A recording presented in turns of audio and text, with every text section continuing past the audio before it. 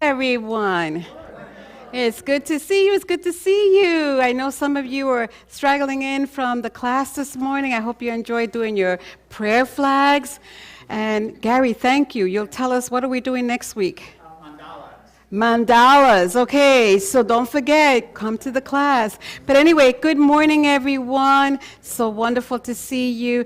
Let's take a moment before we begin and I introduce you to our guest speaker. Just turn around and just say hello to each other, just right next to each other. Good morning. Great to see you. Namaste. All that wonderful stuff.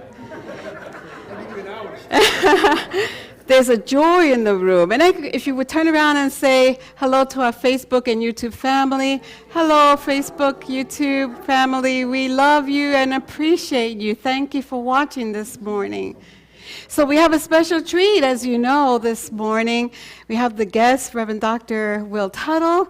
He likes to be okay. He's real down to earth. We can call him Will, I'm sure. And I want to tell you a little bit about him before we actually open up and set the intention for the service. Here is his bio. He's a composer, a pianist, an educator, and author of the best-selling book, The World Peace Diet, published in 16 languages. I think it was an Amazon #1, right? Yeah. And then we had devoted to providing uplifting and healing original music and to helping people awaken their inner wisdom and genius. He has a PhD in education from the University of California, Berkeley, focusing on educating intuition.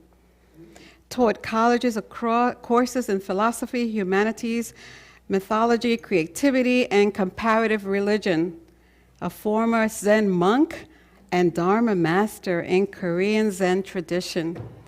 Currently conducting music, art, and education ministry with his wife, Madeline. Welcome. It's so good. This art that you see here is Madeline's. Yes. She's a visionary artist from Switzerland. Madeline specializes in paintings that celebrate the beauty of animal and nature. She is also a flautist and Waldorf teacher, traveling and providing lectures, concerts, and workshops throughout North America and worldwide, inspiring art, prints, cards, and books, as well as CDs of original piano music, individual sessions for personalized music and art portraits. Oh my goodness, isn't that amazing that they're here with us? I am truly, so let us give both Will Tuttle and his wife Madeline a warm, warm welcome. Welcome, welcome. And Will, we're so excited because for the first time in over 2 years, we're having live music. Yes, so we are really excited. And later on, I'll tell you more about the afternoon concert. But for now, let's set the intention for our service. Let us get really comfortable, really quiet right where we are. And take a deep breath. Allow that breath to bring you to this now moment. This beautiful, perfect moment where we recognize that we are one. The presence of love, the force that holds everything together, that of which we are. We recognize that divinity in us. We recognize its peace and its joy, its wisdom, its kindness, its unfailable abundance of substance, always available to us. How preciously we are loved. And so today, we do set the intention to be really present, to allow our mind to be quiet, soft and gentle, and our heart wide open, our heart truly wide open, knowing that we're not here by accident. We have come because this is our divine appointed time to be together. And whatever we hear today, whatever we see today, we receive it with gratitude, knowing that it is helping us to become a brighter light in this world. We're so grateful that we have this community where we can gather on a Sunday and share the love and the light that we are. So with a quiet mind and an open heart, we enter our moments together, filled with gratitude, filled with peace, filled with love, knowing that we will be different when we leave here, because a seed will be planted in our consciousness, and we will go forth to water it and nurture it, to know and become the love and the light of the world that we are. And for this awareness, we are so incredibly grateful. In this spirit of oneness, we enter our time together. And so it is. And so we allow that to be. Take a deep breath. Come back to the here and now and say with me our affirmation of oneness. There is one power and one presence in the universe and in my life. God the good, all-powerful, all-knowing, everywhere present, right here, right now, God. And I'd like us to begin to prepare ourselves for the meditation by listening to today's daily word. Listen carefully. The word is inspiration. Doesn't that sound good? Inspiration. I am grateful to those who inspire me. And that is our affirmation. Would you say that with me? I am grateful to those that inspire me. I admire and respect the sacred calling and work of innovative and groundbreaking thinkers and leaders. The work that they have done to forge new paths and lead humanity in new directions inspire me. I've heard inspiration described as the breath of God.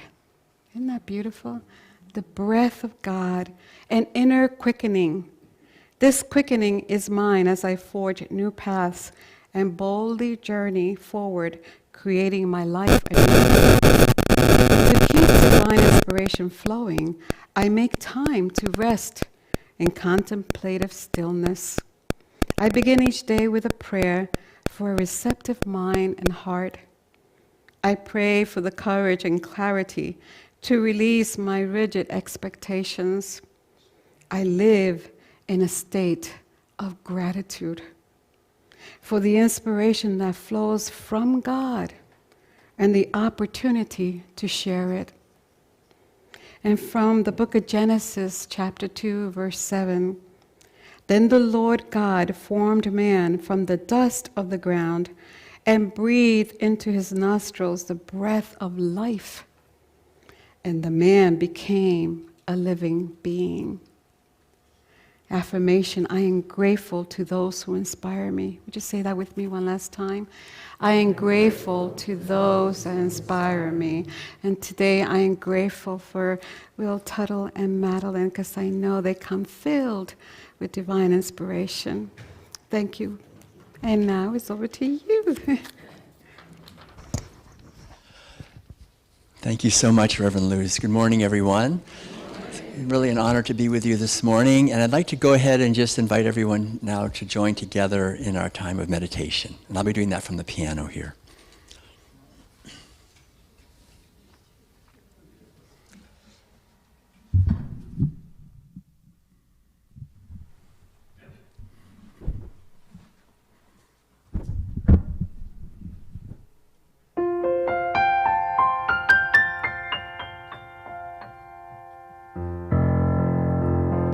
So let's just become aware of our breathing.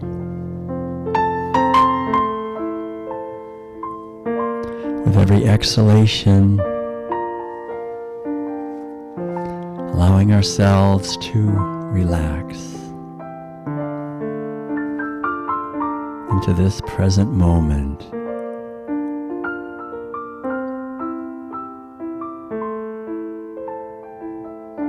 With every exhalation, entering more deeply into this sacred sanctuary of beauty and peace. As we breathe, letting go into this moment, knowing that the present moment is the only moment.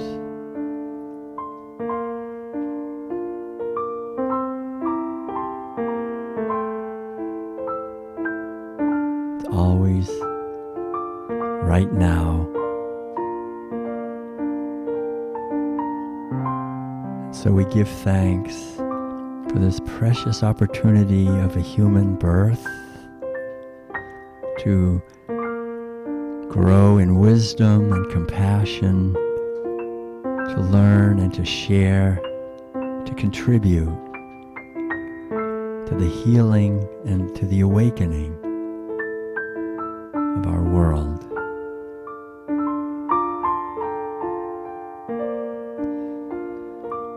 We give thanks for this outer sanctuary, which is a manifestation of the eternal inner sanctuary where we dwell always in unity with the infinite love that is the source of our life, the source of all life. And we give thanks for this community, for everyone who helps make this outer sanctuary possible. We give thanks for all of the teachings of the spiritual traditions of the world, the teachings that turn our minds away from the delusion of separateness and fear to the truth of the one life living through all of us, and that what we are was never born and will never die, infinite and eternal consciousness.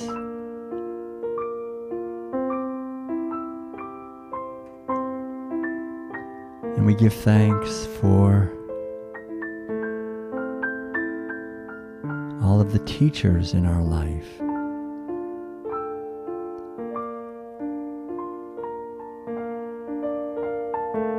and for all of our loved ones.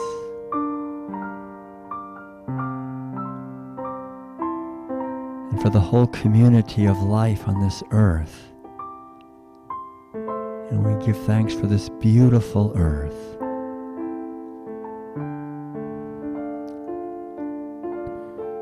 For the forests and rivers and the mountains,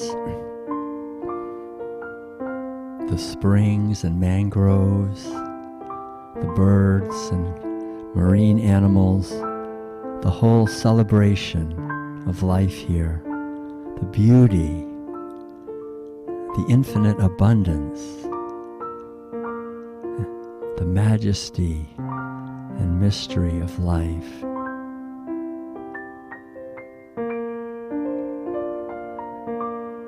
So we abide in our true home of gratitude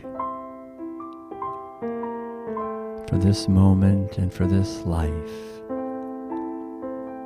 for this outer sanctuary and for the inner sanctuary, and for the inner teacher, the inner wisdom that is ever present. We give thanks knowing that the light that is shining right now at the very heart of the universe is also shining in our heart. Is shining in every cell of our being. Every cell is being brought into alignment with radiant health, with joy and freedom, with abundant life, with peace and harmony. Every dimension of our affairs is filled with truth and with the purpose that we are born to fulfill in this lifetime. And so we allow now the music to open an inner doorway as we connect more deeply with this purpose, with our true nature, the being that we are, that is living through this outer vehicle, just allowing the music to deepen our connection with our true nature.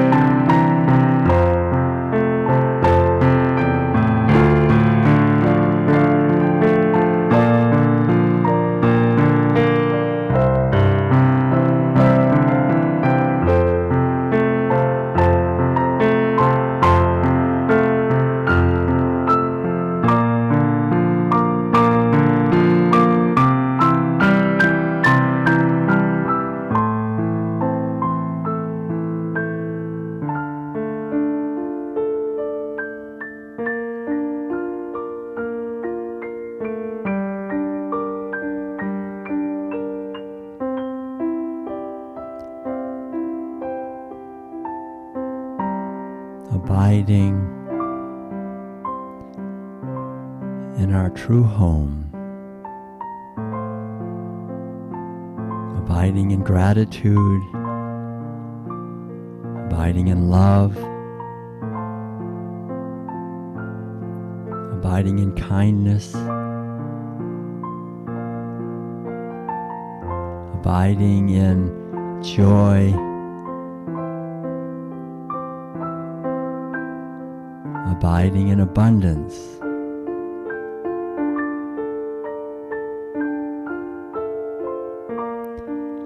We give thanks for this precious opportunity to be together this morning, and we give thanks knowing that we are part of an awakening of human consciousness on this earth.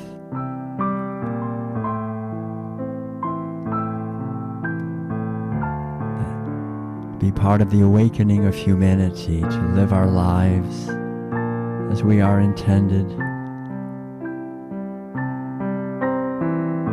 for the blessing of all living beings.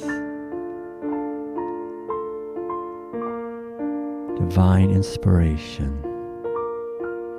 as we breathe. May all beings be happy. May all beings be free. May all be at peace. May we realize the original brightness of our own minds and hearts. And may we continue together to work together to build a more enlightened society, a world that reflects our true nature, a world that reflects the inner Christ shining in our heart, the infinite life, love and truth,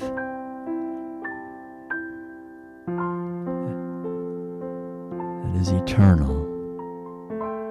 Through the power and through the presence of the indwelling Spirit of divine love, we give thanks, knowing this is so, and so it is.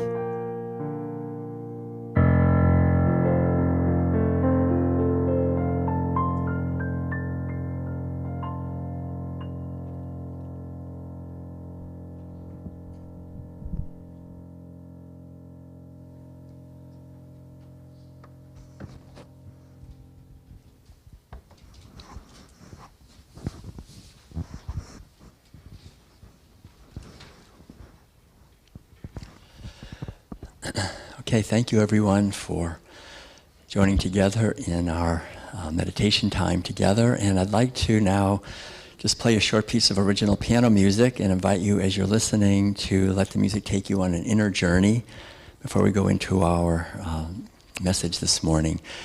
And so this is a piece of music, it's called Dance for the Arctic Moon. The Arctic represents the north, which is of the four directions, is the direction of going within. And the moon represents the sacred feminine dimension of consciousness. All of us have the sacred masculine and feminine. The feminine dimension is the dimension of connecting. And so this is a piece of music really to help us connect with the infinite life that is blooming all around us and within us, and the feminine dimension that cares and nurtures life. So I'd like to just dedicate this music to the healing of all of our relations, and invite you, as you're listening, to let the music take you on a journey. Enjoy. Thank you.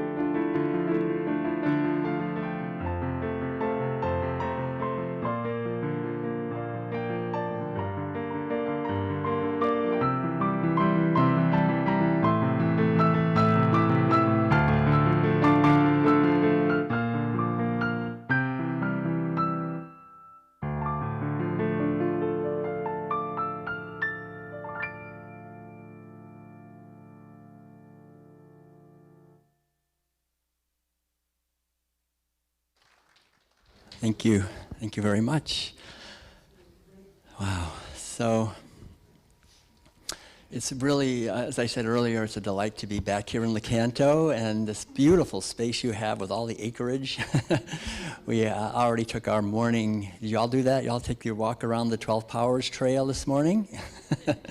It's such a beautiful meditation pathway here. And Charles and Myrtle Fillmore, as you know, the co-founders of Unity, one of the great contributions, I think, that Charles made in his book, The 12 Powers, was this idea of connecting the 12 disciples with the symbolic message and power that they had for each one of us within us, right? So instead of having it be an exoteric story about other people, it's really about our own unfoldment and our own awakening.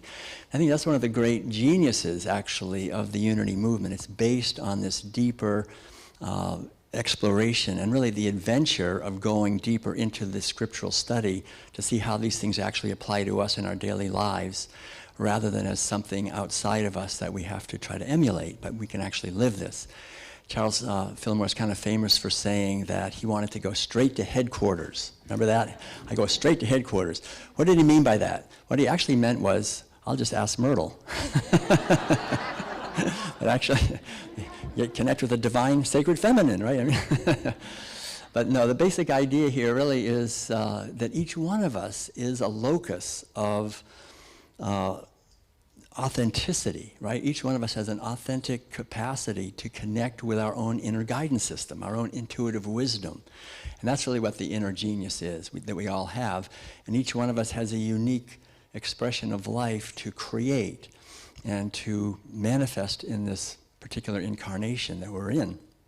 And so I think the greatest gift we give to others is living our own life authentically, living our own life as best we can in alignment with our purpose, to connect with our purpose. And so that's really where our intuition comes in, the inner wisdom that we have to help guide us on our path. And so that was, for me, that's been, for many years, the quest has been always to try to connect with intuition, this inner knowing. Even my PhD at Berkeley was on educating intuition in adults, so this has been my thing.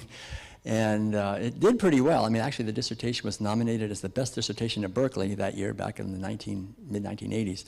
But the basic idea is that our educational system only educates half of us, in a sense. So it's got this rational, logical thing, which is good. It's a good tool. But what about the inner wisdom, the inner guidance system?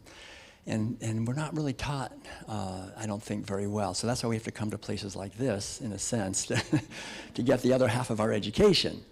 And it's so important. It's really important. And I think Charles and Myrtle Fillmore, in their vision of unity, were trying to create an educational movement that would address the whole person and the entire society. And one of the things that I've noticed is that we as human beings tend to feel somewhat afraid and separate on this earth. We're not really comfortable as we could be. And it's understandable, I think, because we do a lot to harm nature, right? We're kind of cutting down trees, and we're kind of imprisoning animals, and we're kind of asserting ourselves in a dominating way as a society. We've been doing this for thousands of years. And I think Jesus and many of the great spiritual teachers were encouraging us to honor and love the creation, right? Honor and love nature and this beautiful creation that we have, and the animals that we share this creation with. And so this is one of the things that I have found, I think, is one of the wounds in our society that is hard for us to really look at, but I think it's one of the places where we can really grow enormously in happiness, in health, in creating a more vibrant and joy-filled and creative community and world, is in looking at how we treat each other and also nature and animals, because they're vulnerable in our hands, right? So it doesn't take a lot of ethical maturity to treat someone well who, if you don't, they're going to sue you, or you're going to go to jail, or But how do we treat those who really can't fight back, right? I mean, that's really, can't sue us, can't do anything. That's the real test, I think. And I think that's something that we can all benefit from looking into. So My book, The World Peace Diet, kind of goes into some of those things. But like in my own life, I remember as a little kid growing up in Concord, Massachusetts, back in the 1950s. It was kind of a neat place to grow up because there was this undercurrent of, number one, of revolution. Remember, anybody study, remember that? Well, anyway, where I came from, everybody knew about it. April 19th was Patriots' Day because in 1775, on April 19th, 1775, remember Emerson's poem, "Hardly a man is now alive who remembers the famous day and year of the midnight ride of Paul Revere," right? So we had the Old North Bridge in Concord. We'd all go down there on April 19th and we would reenact the battle, where we sent the redcoats back to Boston, and the farmers get their guns out and said, "We're going to have a revolution." We have a tyrannical government, and let's get rid of it. We should live our lives without being subjected to tyranny, that kind of a thing. And my father, every April 19th, he'd get dressed up in his Minuteman outfit, get the gun off the wall, and go down to the Old North Bridge and celebrate the revolution. And I think it's, Jefferson said it. He said, you need to have a little revolution every 10 or 20 years, to keep things fresh here. Otherwise, the powers that be get a little too arrogant and start taking things over too much. I mean, that's not a good thing. So the underlying idea is it was basically to be empowered to have a life of freedom. Right? Freedom and political freedom, economic freedom, social, cultural, artistic freedom, that we can live our lives. Without that, we're prisoners, right? So that was, and then about maybe almost 100 years later, in the mid-1800s, there was another more of a spiritual revolution. Remember Emerson and Thoreau? So I was born in Emerson Hospital and learned to swim in Walden Pond and went to Thoreau School and Alcott School. So these are the guys really that were and women too, that were bringing in teachings from Asia that became known as transcendentalism. So so Thoreau, for example, had the largest library in the mid-1800s of Vedanta and the Tao Te Ching and the Upanishads and the Bhagavad Gita and all these wisdom teachings from China and India, which really became in many ways part of the foundational wisdom of unity, right? I mean, unity celebrates the wisdom of all the traditions. That's one of the great powers of unity, I think, is it's not this exclusivist thing like we got the one right answer and nobody else, that's how I was raised in a typical, that kind of exclusivist kind of a thing. But unity has this beautiful inclusivity that where everyone is welcome, and all the wisdom teachings of all the traditions are also welcome because we can learn, and there's tremendous stages. So for me as a little kid, I remember, I didn't know maybe logically, but it seemed to maybe sink in. There was even Alcott, for a while, they created this community called Fruitlands just outside Concord in Carlisle, I think it was. And it was this totally dedicated to nonviolence and freedom based on these ancient teachings. And so they wouldn't eat meat or dairy or eggs or wear wool or silk or leather, or they wouldn't even wear cotton. You know why they wouldn't wear cotton? 1840? Slavery, right. They didn't want to support the slavery in the South. So here they were walking through the snowdrifts of Concord in January in shoes made out of linen. They were like hardcore vegans. That was way back in the, way long before any of that was even known about. But the idea is that, we can do our best to live our lives in alignment with our values. And that when we do that, I think this is one of the things that Jesus emphasized over and over again. He said, and also Charles and Merle Fillmore, that how we live our lives makes a difference. That our prayers are mental, but they're also how we live our life is also a prayer. It's actually, in many ways, it's a prayer. It's the prayer of our daily life, our conversations that we have when we take out our wallet, right? I mean, this is actually not just money. These are ballots. And these ballots actually get counted, right? They always get counted. But if I take out my wallet and pay for something, I'm telling the system, more of that, and it will happen, right? So this is very powerful. What we vote for, what we speak, and so forth. Our daily life has a tremendous power individually, but especially, obviously, collectively.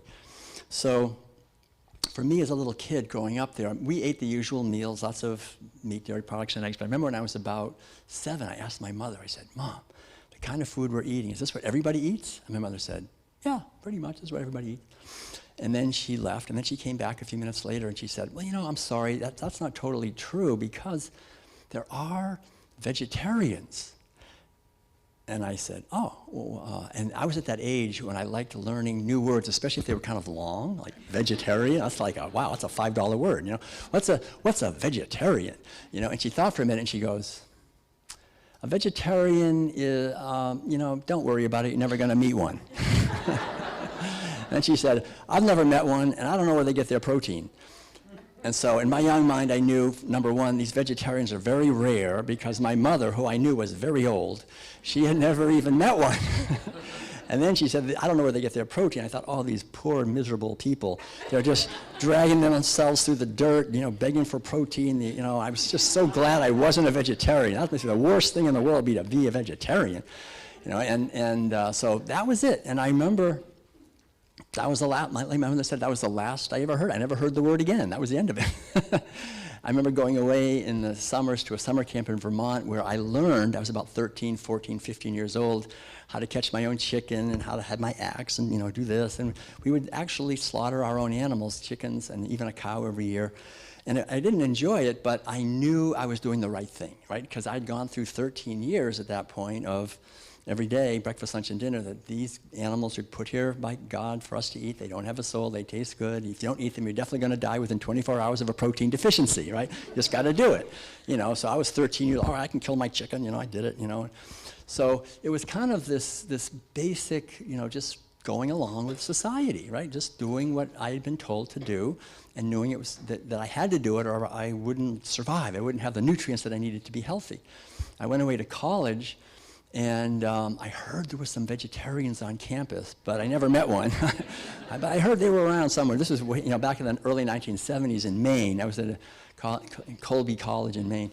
But right after, it was during the Vietnam War, and I remember just questioning things. I started to discover Emerson and Thoreau, and through them, Walt Whitman and Zen and Jesus and some of the New Testament and some of just all this very interesting spiritual stuff. And I remember thinking to myself, gosh, there's more to life than just a job and making money and having kids and whatever. It's like there's a spiritual dimension. And I've read one book that really kind of touched me especially strongly, was a book called Cosmic Consciousness. Have you ever heard of that book? Yeah, it's an old book, 1890s, Richard Buck, a Canadian psychologist. But anyway, he said, the thesis was that most people are at the stage of what he called self-consciousness, which is basically you care about yourself, and you try to get what you want and keep away what you don't want and so forth. But he said a few people, like the Buddha and Jesus and Paul and some great sages and saints, poets, men and women, through the centuries had attained what he called cosmic consciousness, which is basically a higher level of awareness where instead of just being concerned about myself, I care about everybody. And this basic sense of universal love for all life. And he said with that, when that comes, it's like we lose the fear of dying or the fear of not getting what we want. We have this moral elevation and a great deep joy, and we become healers in a sense. And he said, the point that really got me was, he said, it is the destiny of all human beings to attain cosmic consciousness. That's our purpose. Each one of us is here on this earth to make that journey, that adventure. And so I really, this just rang so true to me. I thought, all these other things, they're important in a sense, but this is the most important thing, the level of consciousness, the vibratory level. I remember going home and saying, Dad, Mom, don't you know about cosmic consciousness? I mean, that's why we're here. We're here to attain cosmic consciousness. And I remember my father saying, I'm paying a lot of money for that education up there. And how's that going to help you get ahead in the world? I mean, so I remember just thinking, but Dad, it's more than just getting ahead in the world. And he understood somewhat. He played the piano. He taught me to play the piano, right? So there was something there. But to my delight, my younger brother, Ed, was very interested in this. And he said, all right, yeah, we decided we've got to do this. We've got to attain cosmic consciousness. We both agreed. And so the problem was, like, what do you do? And so we thought about it for a while, and we came up with it. We knew what to do. We will go to California. We thought if we get to California, this was 1975, we would probably attain cosmic consciousness, or at least we'd get close, something. So we headed off. I remember walking down the driveway with my brother Ed with a little backpack with some fresh baked cookies from my mother, and we were heading out. We were walking to California. That's what we're going to do. And we walked for about a month and a half. We got as far as Buffalo, and it was October, and it was freezing. I remember thinking, I have a bachelor's degree from a pretty good school. It's October. Buffalo, we better head south. So we actually walked down through upstate New York, across Pennsylvania, into West Virginia. We got into the Bible Belt. I didn't know what that meant, but I found out very quickly what that meant. I mean, they try to save you every night. And we kept walking because we didn't have any money. We didn't have a penny. We had a little bit, we gave it away. So we just had what we had. And we would stay usually on the floor of churches or in the woods or in rescue missions, sometimes in jails. I mean, we had quite an adventure. And we walked out, and we eventually got through into Kentucky and into Tennessee. And while we were walking through Tennessee, we heard about a community called The Farm. And this was right around the end of the year, right around New Year's, Christmas and New Year's. And I remember there was about 900 people at this community just south of Nashville. And they were all vegetarians. And it was like the largest hippie commune in the world at that time, called The Farm. And they were all vegetarians, so we got there, and it was really interesting because there they were, and nobody was dying of a protein deficiency. They were actually looking pretty good. They had about 200 kids that were there from birth, and they were actually what we would call today vegans. They didn't eat meat or dairy or eggs. So they were thriving and they were doing great. So I asked them why they're doing it, and they said, well, there's two main reasons. One is most of the food we're growing, instead of feeding it to people who are hungry, we're feeding it to animals, and it's very wasteful, and they convert most of it to sewage and so forth, and unhealthy kind of saturated fat. So we're just eating plants directly, so there'll be enough food for everyone to eat, so we'll have peace on earth, because it was getting to be well understood that food shortages are one of the main causes of conflict in the world. So I said, wow, that's a great idea. And what's the other reason you guys are vegetarian? And he said, well, you know how the animals are treated. And I said, oh, don't tell me, I don't want to hear about it. But he told me a few of just the hyper-confinement and the mutilation of these animals and so forth. But the beautiful thing was, it was like 900 people, and every day we were eating plant-based food. Back then it was a lot of soybeans. Soybeans and vegetables. And they made we made the very first I guess you'd call it vegan ice cream, non-dairy ice cream. It was called Ice Bean. We would take soybeans, and we'd cook them, grind them up, squeeze them, and then you get this milk, and then you take the milk, and you add some thickener and some sweetener, and then you freeze it, and voila, Ice Bean. It was terrible, but we thought, well, it's not too bad, We got our own ice cream, But anyway, but that was it. It was like every day so from that day in 1975, when that guy talked to me, and I kind of was with all these people, and we're just eating what they were eating, and I was working on the printing press. They had this book called The Spiritual Midwifery Guide. I don't know if you remember that book, but anyway.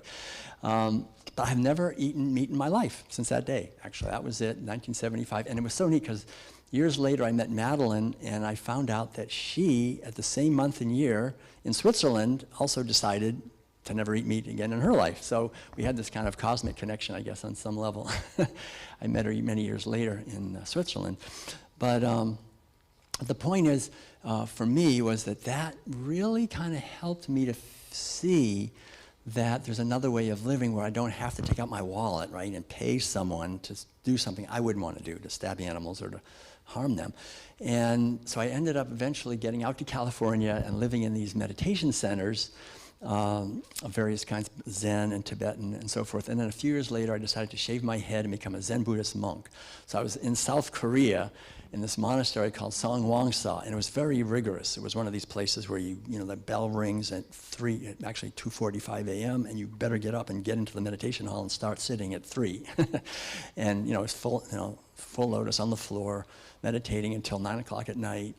And we took a vow of silence for 3 months, and, just doing a lot of meditation, which I think is really fantastic. I mean, just taking time I'd already been doing it a lot anyway at these meditation centers I was in California, but this was really a great opportunity to I guess what it is, I just want to say this. It's like there's a realization, I think, that can come with time that my mind, it's been colonized in a sense, right? It's like we have this mind that's free and incredibly beautiful potential, and yet we're born into a society where in many ways we're taught ideas and concepts that are based on fear and competition and lack and so forth, and it's like these clouds come in. It's like you get this beautiful blue sky with infinite potential, these clouds come in, and it's like, God, is there anything but clouds, And I think for me, it was like by doing a lot of meditation, gradually the mind got quiet enough that the clouds parted a little bit. And every once in a while I'd get a glimpse of this infinite, radiant blue sky that's eternal. It's actually our true nature. And you know how the clouds can never harm the sky. That's an important point. The clouds can never harm. The sky is in another dimension. It's infinite and eternal. And we say, oh, it's a cloudy day today, And it's true, if down here it's cloudy, but from the point of view of the sky, it doesn't worry about it, The clouds come and go, they can't damage us. And I realized that all of the conditioning, all of the wounds, all of the fears, everything that had happened to me and would happen to me, it's just clouds. What I am is the sky itself.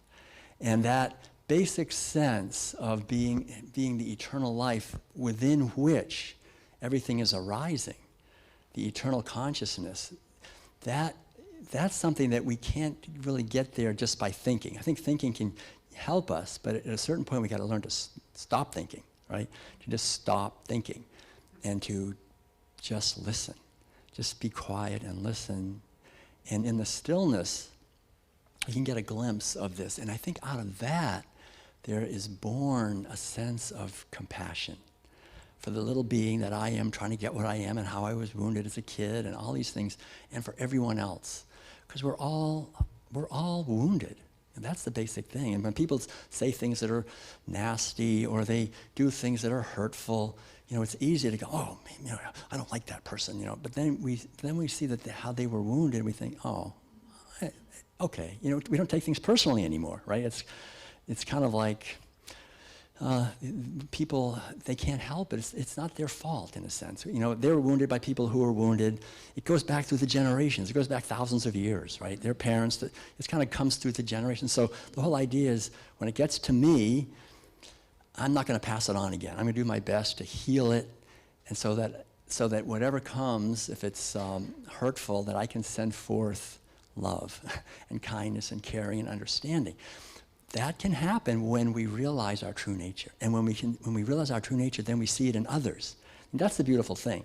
Like once we see it in ourselves, then we can see it in others. We can see that they are also of the same infinite sky nature of consciousness in their eyes, right? It's the same thing, really, looking out of my eyes and looking out of your eyes.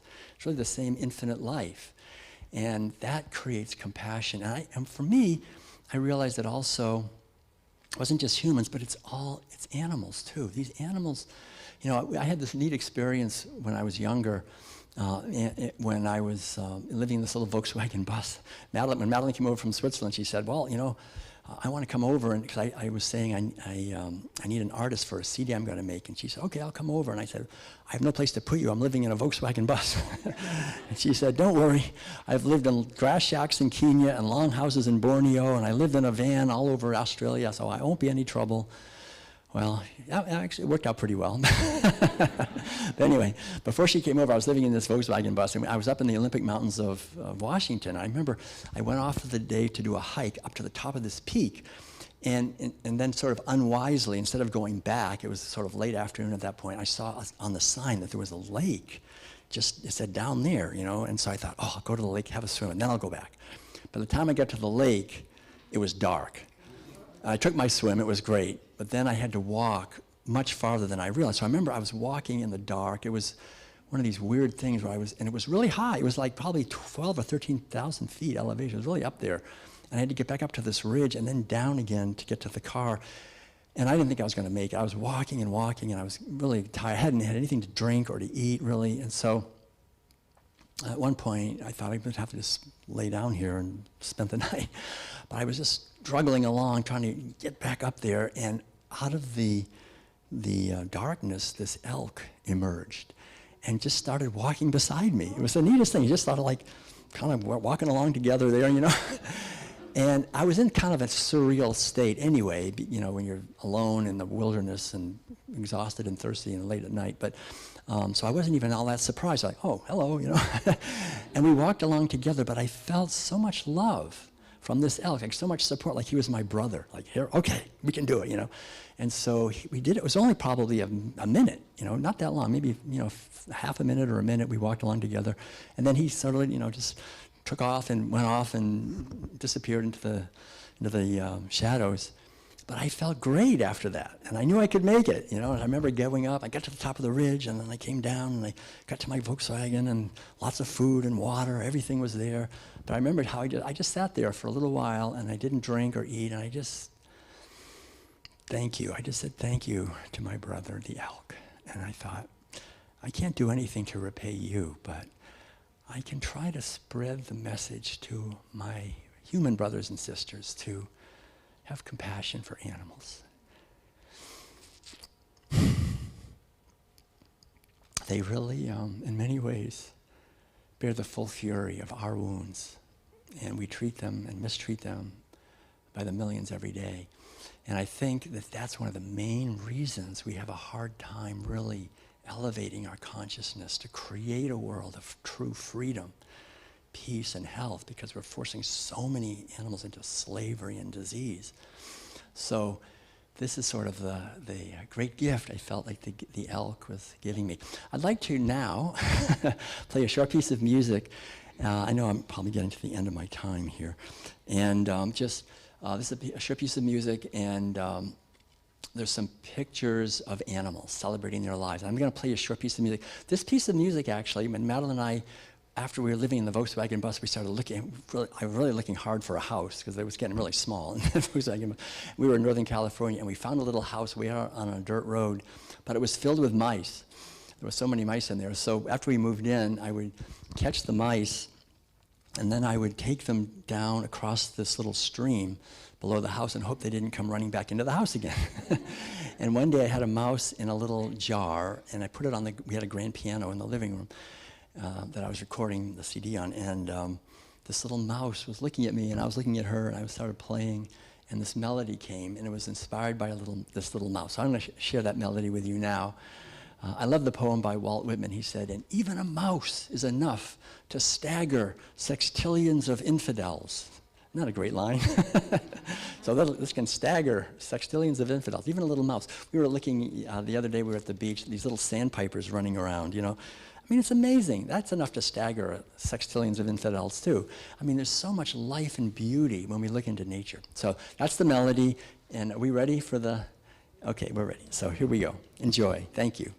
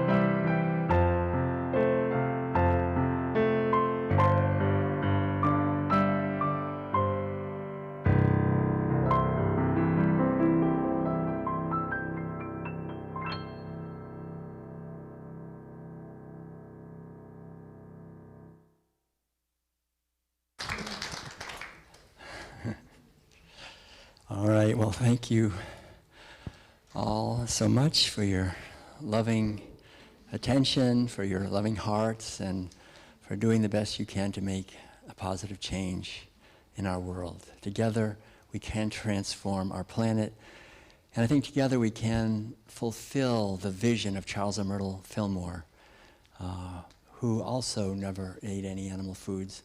And I think the idea is to just do the best we can every day to be a force for healing and love in the world. Much love to you all. Thanks so much for the great community you're creating here. Thank you. Thank you very much. Thank you.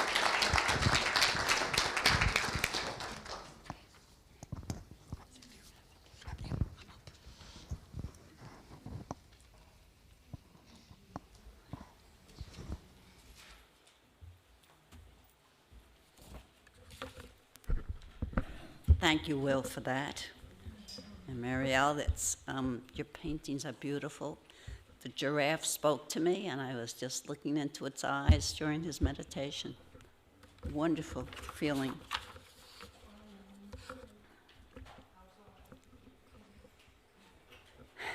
Well, it's that time where we come together. We always share our gratitude and our abundance, and we give thanks everything that we have received, and the message from Will and his music that filled us and fed us.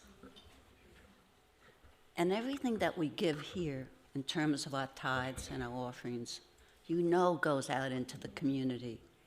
That unity shares it with everybody and everything. The schools, the homeless, other churches. I could go on, but I'll stop.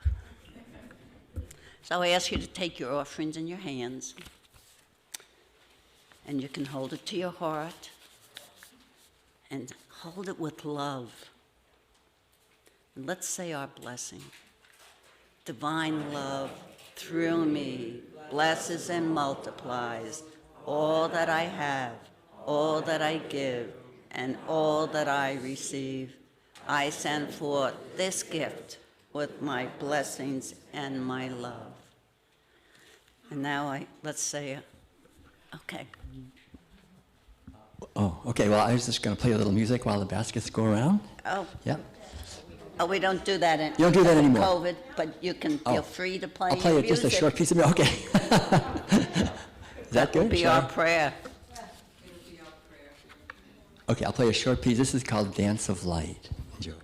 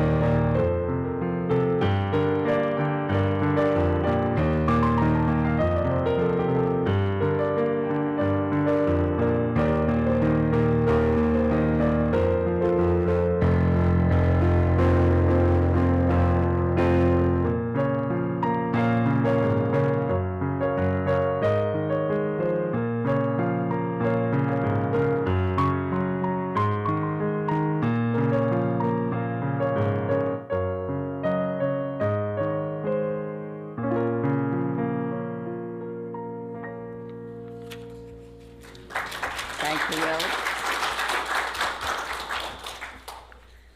Now it's that time, let us affirm our prayer protection together. The light of God surrounds us. The love of God enfolds us. The power of God protects us. And the presence of God watches over us. Wherever we are, God is, and all is well. Thank you, everyone, for being with us today, and I look forward to seeing you at Will's concert. Namaste. And Luz, do you have any announcements? I do. Will, I was deeply touched by your talk of made my heart open up with compassion. So, Will is going to be with us this afternoon. He's going to offer us a concert. I was wondering if you could give us a few words about this afternoon's concert before we go off. Thank you. Thank you, Reverend Lewis. Yeah, just very briefly, we'll have a concert right here at 12:30 of original piano music on this beautiful piano. That's a big hand for that piano. It's really nice, actually. Avanova. And I'll be playing some original piano music. Madeline will be joining me on a couple of the pieces with her silver flute also. So we'll have some piano and flute as well as her art. So it's just really a chance for us to not only use music as a way of being entertained, that kind, but also to go into the deeper, more ancient use of music, which is as a vehicle of consciousness for us as individuals to go on an adventure, but also as a community to send healing energy and uplifting, joyful energy out into our world. This did really bless the entire Lecanto community in Florida and the whole United States and the whole planet through our aspiration. So please join us if you can. It'll be about an hour from 12:30 to 1:30 this afternoon right here. Thank you very much. We'll have copies of our books and CDs as well. Thank you. Yes, thank you. So Will will be outside in the lobby. You can look at his books and CDs and everything that he has to offer. And Z, can you stand up for a moment? Z will be also out in the lobby. You could purchase your tickets. No one is turned away. Everyone is welcomed. So Z will be out there as well to get those tickets for you. And today, I thought I saw Annie around here. Did she leave already? Oh, okay. Well, Annie, I'm so glad she was here. We love and bless her. I wanted her to share a little bit about how Arbith is doing, but she told me he's coming along very nicely. And so thank you. Continue with your prayers. Everything is going really well. I love you and I bless you. Before we leave, I will offer to play the peace song for us. So I'm going to invite you to please stand and sing the peace song with us today.